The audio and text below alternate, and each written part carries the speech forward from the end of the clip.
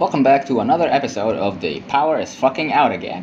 I'm your host Momia and you're watching The Power is Fucking Out Again. I have been rot-maxing over the month of June, happy gay month by the way, and it may or may not have affected my cognitive abilities. That being said, welcome back to another episode of... We've talked about this shit a bunch of times already, and if you already clicked off, that's fine, I would have too. It's mostly more of the same but higher in magnitude and even more shittily justified, which I didn't think was possible, but our government never fails to disappoint. Things are reaching a breaking point and the government is actually looking scared. After all, power crises are what brought Morsi down and even enabled these sentient toilets to take over in the first place. And they are also what sparked the protests in Sudan that snowballed into the hell they are in right now. And we are headed that way on a jet, by the way, but instead of Iddam al-Sariya we have Al-Argani and Nakhnouk's militias. But I digress. Let's get the grimmest news out of the way first. People are actually dying from this shit, which is to be expected. I mean, you have elderly people who are on life support or can't withstand the heat for too long, premature infants in nurseries, the occasional poor bastard stuck in an elevator, etc. No. Wait. But now with the hottest summer on record So far. people are dying from just the heat. 40 deaths due to extreme heat demands to exempt Aswan from load shedding. If you don't know, Aswan is the southernmost governorate in Egypt and on the border with Sudan. The Tropic of Cancer actually crosses through it, so it checks out that it's gonna be hotter than Sigourney Weaver. And if that wasn't bad enough, it turns out that's not all of it. 40 Egyptian deaths, or is the news about the Sudanese? The Sudanese are 50, this is probably a separate news piece. So yeah, 90 total deaths, at least, definitely more than that, from heat alone, thanks to power cuts. And you know, while it would be humane to exempt the hottest regions from power cuts, one could perhaps argue that this is equality. Everyone gets power cuts. Except, of course not. Dubai from Walmart and Tokyo long enough, aka the new admin capital and Al Alamein, don't get power cuts. Boo! Fuck you! Boo! Even though they probably have the lowest population density and the highest power consumption in urban Egypt. Some retard commented on the news article saying, "The country's population must go down to less than 40 million. We are in this shit and the loss of quality of life because of the population spike. The country cannot hold." A toddler could debunk this shit, of course. In fact, I have a toddler right here next to me that I did not steal from an unattended stroller who offered to debunk this shit for me. Population growth has the least effect because A, Egypt has enough riches to sustain its population and then some, just with proper distribution of wealth and decent management, and B, with the way things are ranked currently, you could have a population in the thousands and they'd still be poor as fuck because everything is sucked dry and remains on one side of the economy as opposed to proper circulation of money and goods. There are many other factors that contribute to the way things are right now and all of them have to do with management, not population. Thank you, random toddler, that I didn't steal from an unattended stroller. Can I go now? Yeah, sure. Here's the free candy I promised.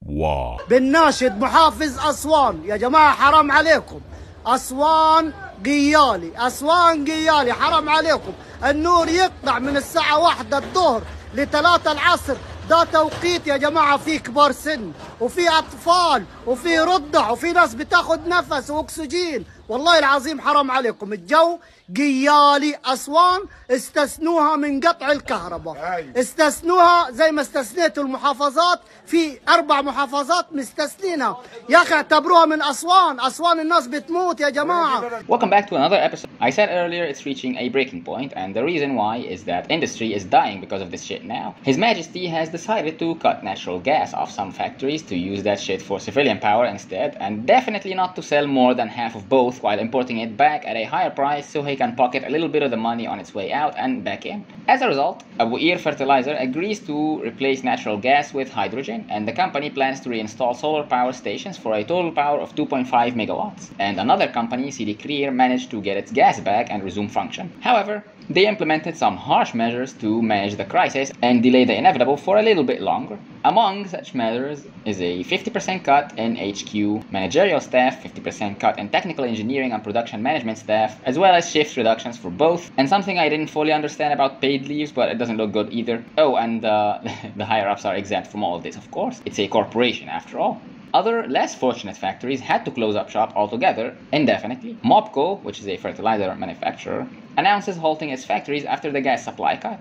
Following Abu Qir Fertilizers and Mobco, Helwan Fertilizer halts its factories due to the cessation of gas supplies. Kima Fertilizers halts its factories in Aswan due to the cut of natural gas supplies.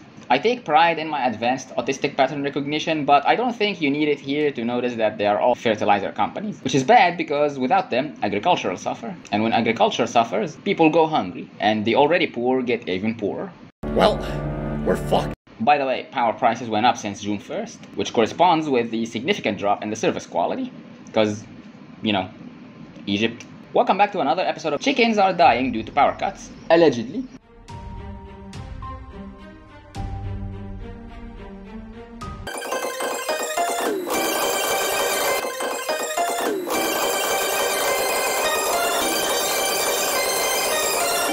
Some fellow cynics commented on this. Any business has generators, there is no death. This is bullshit. Nice explanation. At the least they will increase the price per kilo by 50 EGP and then split the profits. This is not a union, it's an undercover mafia. As conspiratorial as it sounds, I am inclined to believe it. I mean, I'm not even sure why they would die from power cuts. It's not like farms have AC or anything. Either this is a straw man to crank prices up again, or the power cuts are a coat hanger for something else that is causing these deaths. Welcome back to another episode. In typical Egyptian government fashion, they've let their media dogs off their leashes to spew bullshit and try to manipulate the masses into submission. Not sure why, it's not like the people were going anywhere. Egyptians are submissive and breedable. Sisi-chan, you're looking very big today. هو خلقني كده. Why did I do that? I'm very sorry and I apologize for the inconvenience of me not giving a fuck what you think. Remember the dumb cunt Lu'ay al-Khatib? Me neither. The ancients lived without electricity, and despite that, they advanced. England lived 6 years on candlelight and won the Second World War. Plants live without the need for power at all and thrive and bloom. No problem. Whoever really wants to develop won't look towards electricity, water, or oxygen. Let's take away your oxygen and see how well you fare. Our government is not. And the people accept the 3-hour power cuts. Azza Mustafa. Oh right, I forgot to tell you. Scheduled power cuts went from 1 hour to 2 hours and then to 3. Then back to 2, and it's currently back to 3. Theoretically, whereas in reality it's cutting 5 hours in most areas. Daily. And this acceptance is definitely why they delayed the new price increase they were gonna roll out to September in fear of an uprising. The High Media Council launches a media campaign to raise citizens' awareness of the importance of power conservation. Let me guess, wear cotton and sit in one room? Which is the plan that was suggested during Morsi's era by the regime when there were problems with power. Crazy how all failed regimes end up in this spot. Like, how fucking hard is it to run a country with at least the bare minimum basics like food, power, and water? I'm surrounded by idiots. The government is also trying to get people to do their wet work because they know they don't have the means or commitment to do it themselves. The power company urges citizens to report power theft as it is the reason behind power cuts, which is of course a lie more fat-faced than Mr. President. And of course we can't forget the Islamists. Under the title of Less Consumption, Big Effect, El Noor Party supports the campaign by Haya Karima Foundation to reduce power consumption under the current power crisis. Yeah, sure. You know what I like about this? The party name. El Noor, which means light. Another dog, Osama al-Azhari, barked, "Power cuts is a wisdom and a lesson, a reminder of the torment of the grave for those who consider it."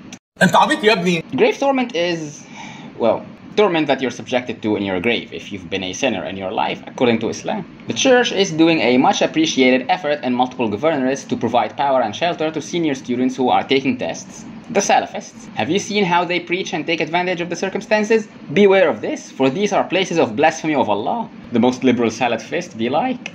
Salad. Anyway, this is actually a nice segue into another episode. High school students in senior year are having their finals currently, and if you don't know why that's a big deal, go watch this video after this one, because I'm not gonna explain this shit again. Due to the fact that people now have to spend 4 or so hours each day of their productive waking time without power, some places that have generators are offering refuge to students so that they can study for their finals. The kids are studying in the Library of Alexandria. It's nice that they're gathered in their library, but this indicates the failure of the state to provide the simplest of rights to citizens. Leave your stuck home and go somewhere that will have you to study with lights and AC. Cairo Stadium opens its doors to senior students to study during power cuts, which is fucking retarded because the stadium, seriously? You could probably power all those students' houses with the power that it takes to light that thing up. Some media man called Tamer Amin, whose diet consists primarily of his wife's boyfriend's jizz, suggested a solution for the heat the students experience during tests. To all parents, for tests that don't have fans, they should collect money together and buy fans. You know, the tests and the schools your children are taking tests at. If there are no fans, buy them yourselves. Oh yeah. The state fails to provide basics, so we have to do it ourselves. Also, fans are not gonna do shit when the power is out. Distinguishing reality from jokes in Egypt has become very hard. Mom's friend's daughter was in senior year last year, so she bought her daughter a fan for the tests out of her pocket, and she had to pay the workers to let her take it in. So not only are you supposed to cover the state's failings, you have to pay them to let you cover their failings. Such levels of audacity are unprecedented.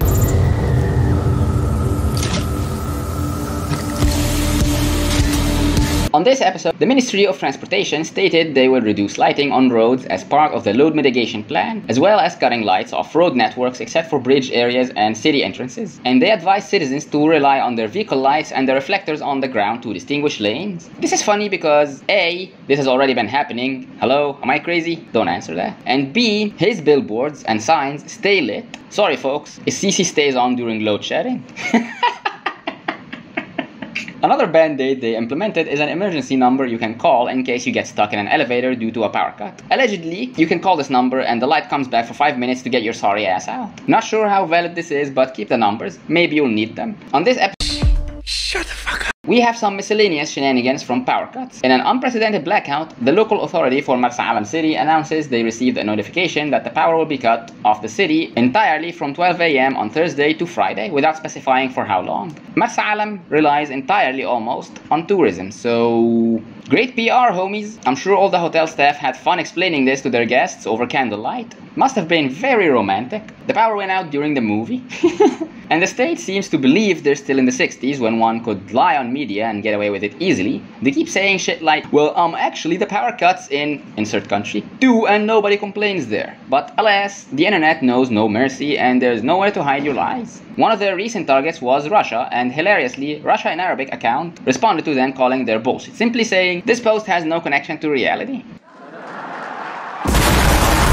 Russia, the country currently at war with another country and half the world behind it, has better quality of life than we do. However, the government is trying to fix it. I'm blind, Carl, not stupid. It's expected for Egypt to witness the construction of one of the biggest wind farms in the world, costing over $10 billion by March 2026, and it's set to start generating power in 2032. I'm not fucking interested. I'm afraid we'll all be dead by 2025 at this rate, let alone 2032. This is not a solution whatsoever, and the government obviously doesn't give a fuck about fixing it for real. They just want to get the people to accept this, because that's the bar the people have set for them. An ever-lowering bar. So honestly, I can't say I blame the government for pushing harder and harder. The only reason they come up with these solutions that always seem to cost billions is to justify loans from other countries so they can steal from them. Corruption is the biggest money sink in Egypt, and the one true reason we are going downhill at terminal velocity. Oh, and another genius solution they came up with to save power is forcing stores and businesses to close earlier than they already do, which is twice as bad because of the fucking shift they did on the clock. Yup, they're doing daylight saving in summer, so now the sun sets just before 9 p.m. instead of at 7 like we're used to, and shops now are supposed to close up at 10, so you pretty much just have 1 hour of not getting heat stroke to get your shit done. Enjoy. And the reason I'm sure they don't actually want to solve shit is that they get in the way of anyone trying to clean their shit up. If Egypt allowed the importation of solar panels to generate power for individual homes free of customs and with banking aid installments, the power problem would be solved without the country taking up any costs and people would be happy. Keyword, happy.